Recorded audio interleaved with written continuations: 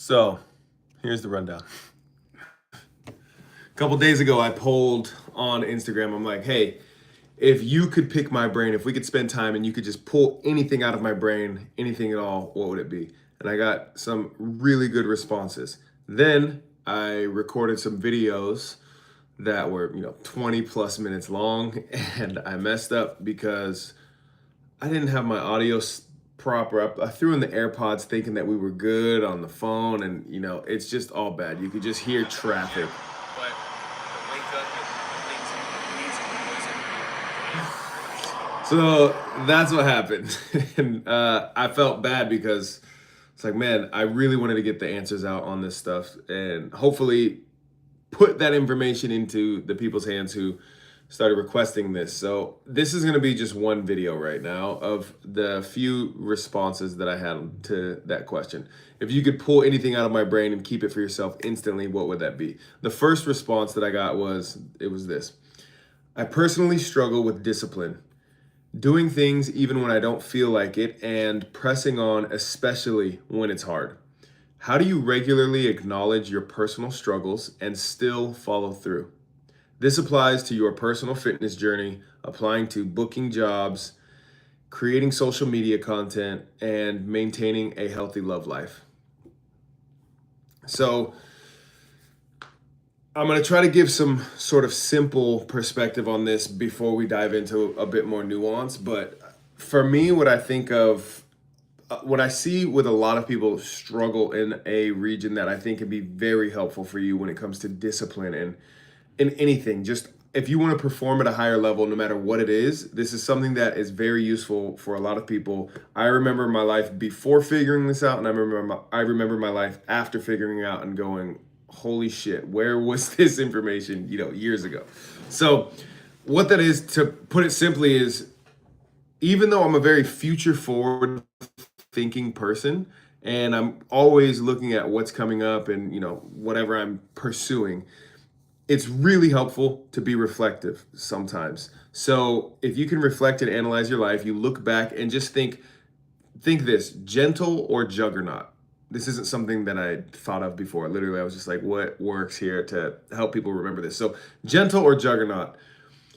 In the best performing instances of your life, when you achieved something really great, when you pushed through something that was very difficult, the voice that was going on, whether an external voice, maybe you had a coach or something like this, or an internal voice. I know a lot of athletes, especially a lifelong athlete, you tend to go, you perform at a higher level with the juggernaut voice, because most athletes have had the experience of a coach who just keeps pushing and hounding and shouting, and it's more of an aggressive push for you to go and keep going and keep growing. So most athletes can deal pretty well with harsh circumstances based on what other people view as harsh. If you haven't really had that experience through athletics, I've found that most people find it pretty difficult to deal with the juggernaut voice. The juggernaut voice is essentially, my juggernaut voice is this. If I need to do something right now, for example, I haven't knocked out my push-ups yet today. I haven't knocked out my air squats yet today. So I need to do it. I'm not really feeling like it. And I could either go, oh, come on, you got to do these push-ups. You got to get down. You got to drop down and do it. Or my juggernaut voice is, stop being a bitch and come on. And that's pretty much it. Stop being a bitch and come on. Get it done, whatever it is. It's the voice that's more aggressively pushing you to whatever the thing is. So when you look back over your life at the greatest accomplishments you've had, did you have a juggernaut voice that was pushing you, or did you have more of a gentle voice? For a lot of guys, the gentle voice can be incredibly powerful at certain points of whatever it is you're dealing with. The gentle voice might sound something like, you've had a long week, you've had a long day, and I know you want to do, your goal is 100 push-ups for every day, but you know what? Let's just drop down and do 10 push-ups. And that right there in itself is you staying consistent and committed to the thing that you want to do. And sure, it's only 10, but it's 10 more than if you didn't do any, if you just talk yourself out of doing any push-ups. And then what would happen most likely is that I'll get into the push-up flow. I'm doing 10 in my head, but the reality is I'm like, man, I'm already here. I might as well do my 100. And when you just get something started, that's the discipline, the difficult thing, whatever it is, you just go with the minimum effort required to get something done. That's where you build consistency. A problem that most people have that I've experienced, I was stuck on this for so many years, was I would, around fitness specifically, because I know you mentioned fitness, I would be like, it's go time. I'm ready to start rocking with my workouts. I'm gonna go so hard. I'm gonna do an hour every day. I'm gonna focus on this, whatever. And what would happen is I would work out, I would work out, I'd work out, and then I'd have a really good workout and be like, oh, that's the one. That's what I need to be doing every day. And the problem is that was like the pinnacle workout. The experience of that workout was amazing. And I put in my head that I could do that every day. Every time I work out, I could do that every day. That intensity, that length, that experience, whatever it is, how delightful it was. And that's just not realistic in anything, right? I don't know about you, but I've never had an experience in my life that I could maintain the peak experience of that forever, every single day. Life is ups and downs, man. So part of this is just you just have to figure out what works for you, the juggernaut or the gentle voice. Do you need to be talking to yourself and be like, man, you are being a real bitch right now. You need to get up, get off your ass and go do the thing. Or has that notoriously shut you down in the past? Whenever anybody outside of you or inside your head talks to you that way, you go, oh man, I'm worthless. I'm not going to do anything. I can never achieve this. I can't do it. I can't go on. I can't go on. Because if that's what you do, if you shut down with the juggernaut voice, you need to throw that out, because you probably, if you're stuck on something right now, you're probably talking to yourself in the juggernaut voice. So try to shift over to the gentle voice and be like, you know what? The fact that you were even wanting to make this change, the fact that you even want to take on whatever this thing is that will improve your life or improve your partner's life when you're talking. I know you mentioned maintaining a healthy love life. Whatever that is, you can speak gently to yourself and say, you know what, that's wonderful that you even have that in your mind and in your heart that you want to improve this. And if that's in your past what has led you to perform at a higher level, that's the voice you should be writing out, at least in this chapter. Now, when it comes to all things like, follow through, acknowledge your personal struggles and still follow through, I think it's really important to understand your history, your background, what you're coming from, what you're dealing with. There are some times where I literally just go, no, today is not it. It's just not it. I'm not going to do the thing. Whatever the thing is, I'm just not going to do it. Some days are like that. The goal for me is to just make a bigger gap between those days. So I have fewer of those days in a year, in a month, whatever it is.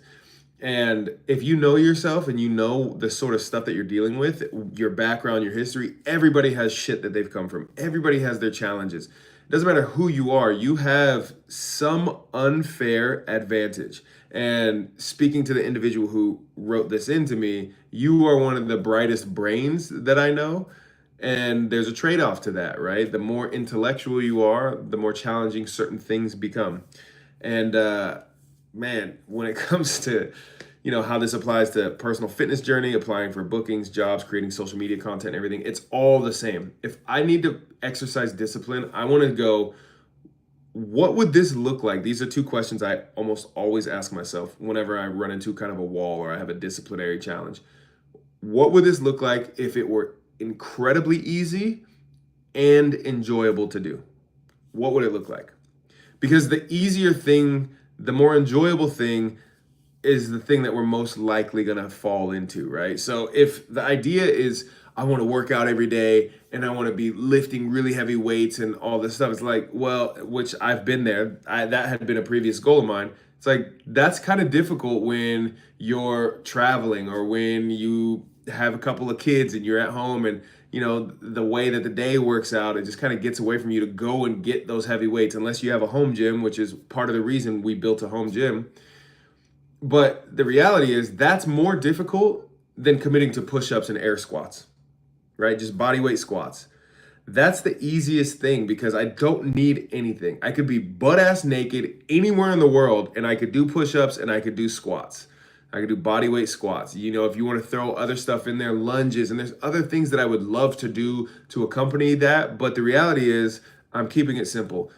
Squats, push-ups, If I do more than that, great. But what would it look like if it were easy and enjoyable? And the enjoyable part of this is put on some music.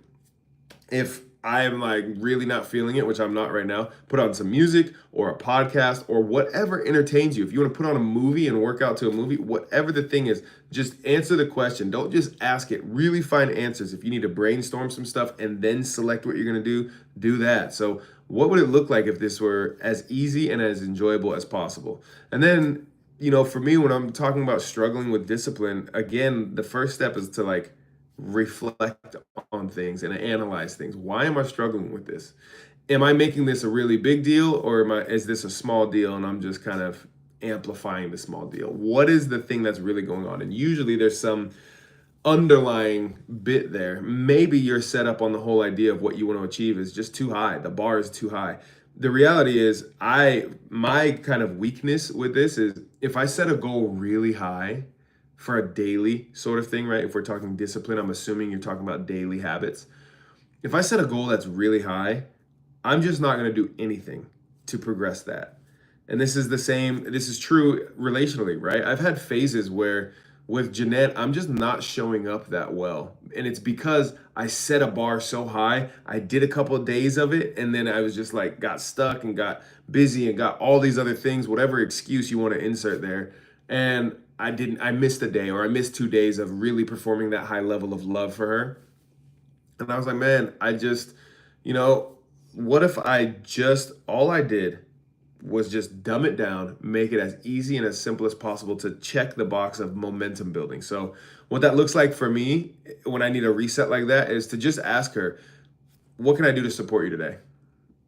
And that takes, it's kind of bad because that puts it on her in a sense to, instead of me trying to read and actually have the foresight and be like, oh, she does this or her typical routine is that, and I could plug in and help out with this or that, whatever. Instead of doing that, I'm actually putting the weight on her to tell me what to do. And it's, there's something there that's kind of like, oh man, you could do better than that, which is true. I could do better than that. I could anticipate her needs. I could be more attentive to what she always needs, uses, does, whatever, and then jump in there before she needs it or uses it or does it and help her out. I could do that.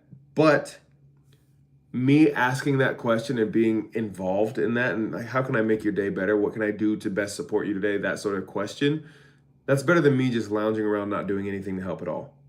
And that is my bare minimum. The bare minimum. What would it look like if it were easy? Now, once I've built a streak and I'm like, man, I have a really good flow. The discipline is now just routine. It's not such a challenge. The discipline is just like, okay, we're rolling.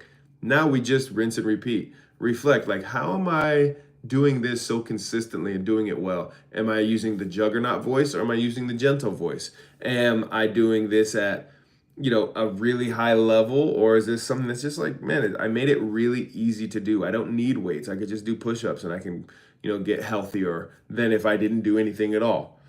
So the idea for me with discipline is start by building something as easy as and as enjoyable as possible by making your minimum really easy to hit. And by easy, it doesn't have to mean, I shouldn't say easy, really simple to hit. Because if you're answering that question, right, what would it look like if it were enjoyable and easy as possible? It should already be as easy as you can make it. But simple, like what simple thing? If, for me, if it's the love part of the relationship, simple could look like take a sticky note, draw a heart on it, and put it on her wallet before she goes to work. And she just goes to leave work, and that one moment, it's like, he's thinking of me, or that he's expressing love in some way or something like that. It's not like I sat down for days writing and curating and editing and rough drafting poems. It's like I just drew a heart, even if it's the same thing over and over and over, but it's I'm doing a new heart every time. It's not like here's that same old sticky. Although I've done that too. And it's still, there's the light that's brought to her from that, because it's me consciously going, I want to go and give this thing of love and present it to you. And that is okay. So I hope this helps, man. I really hope this helps you understand at least where the way that I go about thinking of this in discipline is like, what is the most simple way, the most simple thing I can commit to And how can I motivate or encourage myself either with a juggernaut voice that's more aggressive, more challenging? Bonus points if you get somebody else involved that's going to challenge you as well. So if you're a dude and you've got some dude friends and you guys can be like, I'm gonna knock out 100 push-ups and I'm gonna do it every day. You know, I'm gonna whoop your ass in push-ups. And then your friend's like, well, I'm gonna do 100 push-ups before 7 a.m. I'm gonna have mine done before you even wake up. You know, that sort of challenging. And if that gasses you up, great. Build that, seek that community, find somebody, figure out which one of your friends is best at talking shit, and task them with talking shit to you every day to challenge you to do better in whatever thing you're after. If you shut down from the juggernaut voice, the more aggressive, challenging type of voice, go with the gentle side of things and find somebody, or even set up, you know, an alarm on your phone that's just a reminder that says, hey, you're a wonderful person and you try hard in all the things you do, and even just one rep of whatever you're after is enough. Like whatever you need to do to give you the gentle reminders and the gentle voice for your best performance, that's what you should be doing. So to sum all this up, how do I go through like personal discipline and struggle and all that stuff? One, acknowledge that you have a history, a past of challenging things. No matter what traumas you have experienced in your life, you have survived every single one of them if you're watching this. So you're resilient.